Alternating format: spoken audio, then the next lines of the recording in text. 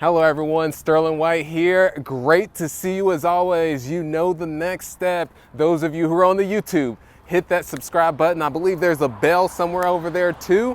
Thanks so much for always being on these, and it's my absolute passion ultimately to give you the most value that I can just through my experience as an entrepreneur investor in this industry. So right now I'm going to be going over or just going into the reasons I see those shifting from single family investing to multifamily investing.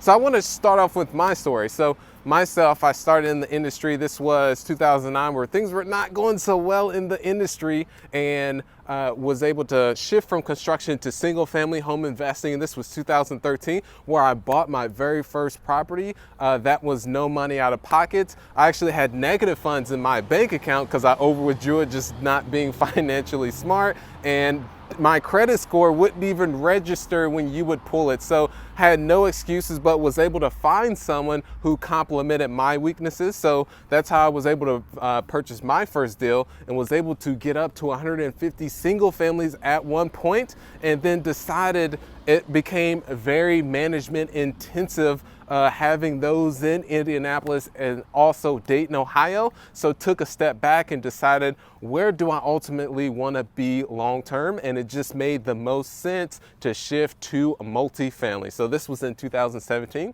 So these are the reasons that I believe are the why that I see most shift, and why I took the shift ultimately.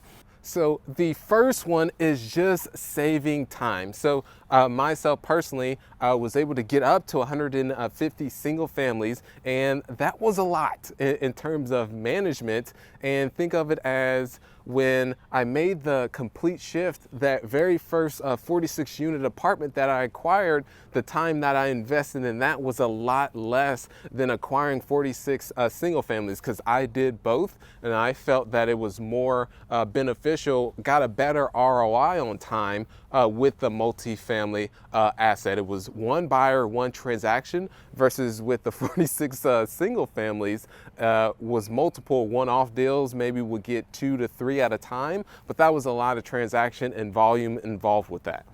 The second is more control. And what I mean by more control is, a lot of multifamily is driven by NOI, which is net operating income.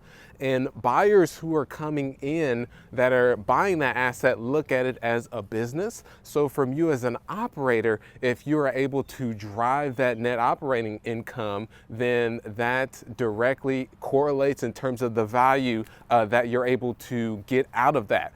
Versus with single family, a lot of the time it's more of, okay, this one sold for this across the street, this one sold for this. That is going to be the value of my specific property that I have. So there's that on having more control.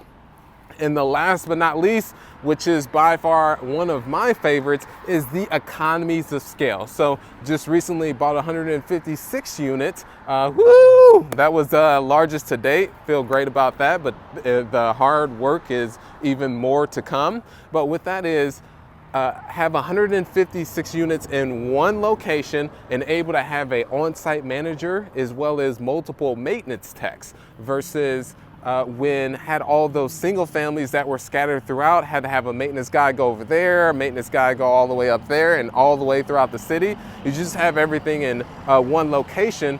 And then doing that many renovations, you're able to purchase your products in bulk, your materials, and you're able to get a discount. So there's so many more benefits that you're able to get when you have mid-sized to larger apartments, and it's just more management efficient. So those are the things why I see multifamily investors, or excuse me, single family investors shifting over to multifamily. Comment below. Would love to hear what other ways or other reasons you see people that are making the shift, or why did you personally make the shift. So thank you so much, and have a great one. See you on the next one.